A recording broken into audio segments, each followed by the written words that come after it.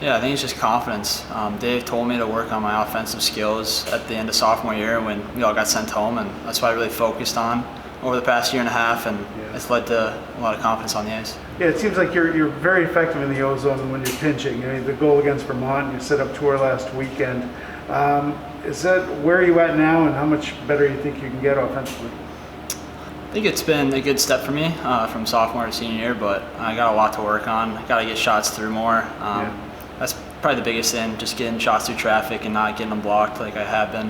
What about the power play? I saw your quarterback and the unit out there just now toward the end. Is that you get more comfortable there? Yeah, definitely. Haven't played that really since high school.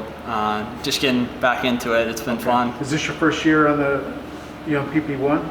I don't know if it's PP1, but I got a little power play my freshman year just for a bit, but this is kind of the most I've been for sure. Yeah. And you're +8 on the plus minus. What's that mean to you as a player? Because you're solid back in your own zone. I know you like blocking shots. You told me that a few weeks ago. Yeah. So how's that feel?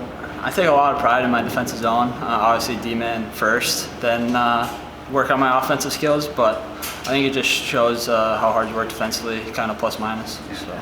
Quinnipiac and Princeton coming in. What are your thoughts on the weekend? Quinnipiac's a great team. I think they're ranked 5th in the country, so it's going to be a great test for us. And just 2 ECAC games in general, it's a huge weekend.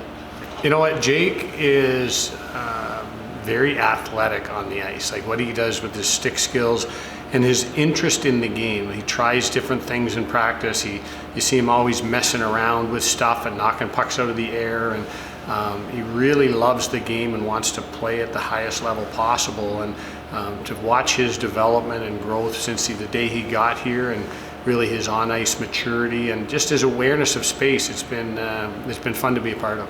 And just as a coach, having a defenseman, a two-way player, I mean, how much of a just kind of a bonus is that?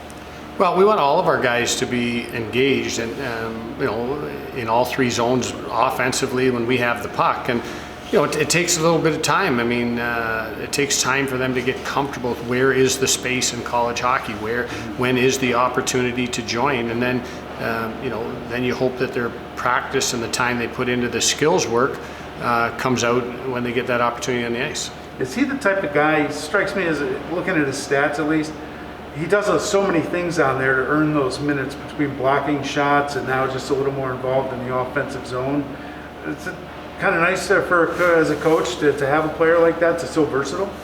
It really is. He can play the left side, he can play the right side. I mean, back in the 2019-2020 season, he played a ton of minutes with Will Riley, and he was really important that year. And you know, his game just continues to grow, and we can use him in any situation. It's really it's nice to see his development. How's the team this week in practice? You had a tough loss on Sunday, or right there. What's the mood of the team now coming into?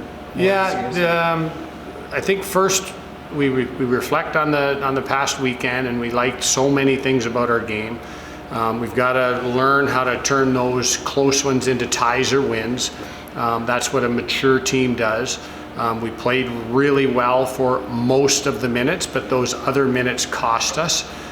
So the mood this week then is like, all right, we gave him a day off on Tuesday. You know, and so today we got back at it. Monday was high pace, high tempo. Let's keep the things that are important to us, keep those close, and then you know, some special teams today. The energy's good, and you know, one more day and then get at it.